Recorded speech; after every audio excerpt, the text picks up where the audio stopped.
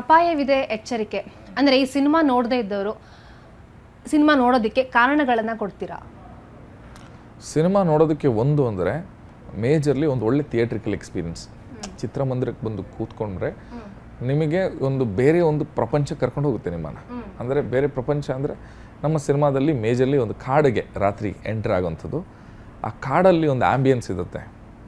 ರಾತ್ರಿ ಹೊತ್ತು ಆ ಪಕ್ಷಿಗಳು ಗುಮ್ಮ ಕೂಗೋದು, ಆ ತರಗಲಿಗಳ ಮೇಲೆ ಕಾಲು ಹಾಕಿದಾಗ ಅದೊಂದು ಚಿಕ್ಕ ಸೌಂಡ್ ಬರೋದು, ಹಾಗೆ ಸುಮಾರು ಅಂದರೆ ಒಂದು ಗಾಳಿ ಬಂದಾಗ ಎಲೆಗಳ ಸೌಂಡು, ಇದನ್ನೆಲ್ಲ ಭಾಳ ಮೈನ್ಯೂಟಾಗಿ ಪ್ರತಿಯೊಂದನ್ನು ಚೆನ್ನಾಗಿ ಹೆಣೆದಿದ್ದಾರೆ ಡೈರೆಕ್ಟರ್. ಅಂದರೆ ಆ ರಾತ್ರಿ ಹೊತ್ತು ಕಾಡಿನ ಅನುಭವನ ಜನರಿಗೆ ಕೊಡಬೇಕು ಅನ್ನೋವಂಥದ್ದು.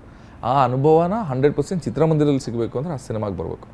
ಇದನ್ನು ಹೊರತುಪಡಿಸಿ ಒಳ್ಳೆಯ ಒಂದು ಕತೆ ಇದೆ, ಎಲ್ಲರ ಪರ್ಫಾರ್ಮೆನ್ಸಸ್ ತುಂಬ ಚೆನ್ನಾಗಿದೆ, ಮತ್ತು ಟೆಕ್ನಿಕಲಿ ತುಂಬ ಸೌಂಡ್ ಸಿನಿಮಾ.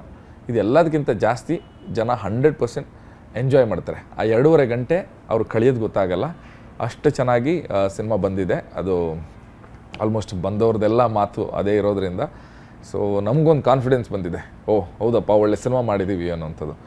ಸೊ ಖಂಡಿತವಾಗ್ಲೂ ಜನ ಯಾವುದೇ ಡೌಟ್ ಇಲ್ಲದೆ ಖುಷಿಯಲ್ಲಿ ಬಂದು ಸಿನಿಮಾ ನೋಡ್ಬೋದು. OTTಯಲ್ಲಿ ನೋಡಿದ್ರೆ ಏನೂ ಯೂಸ್ ಇಲ್ಲ, ಇದೇನಿದ್ರು ಬಂದು ಸಿನಿಮಾ ಥಿಯೇಟರಲ್ಲೇ ನೋಡಬೇಕು, ಆವಾಗಲೇ ಇದು ಬೆಸ್ಟ್ ಅಂದರೆ ಅದರ ಎಕ್ಸ್ಪೀರಿಯನ್ಸ್ ಸಿಗುವಂಥದ್ದು. ಎಸ್.